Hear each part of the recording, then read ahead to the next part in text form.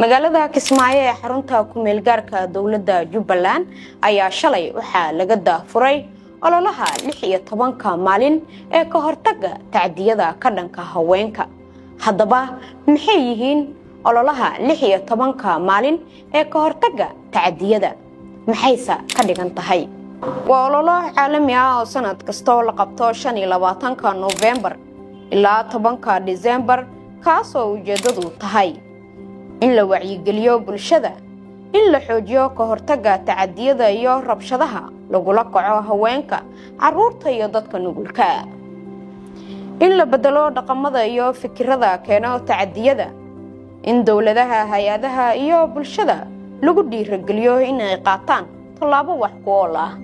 Waxaa la bilaabaa ololahan 25 November oo ah maalinta caalamiga ee ciribtirka tacadiyada ka dhanka haweenka. waxaa la soo gabagabeeyaa 10 December maalinta caalamiga ee xuquuqda aadanaha.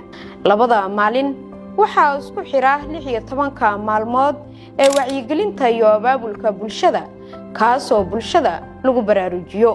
16 maalmood ee ka hortagga tacadiyada waa fursad aan codkeena ku midayno si aan u difaacno xuquuqda haweenka, carruurta iyo dadka nugulka.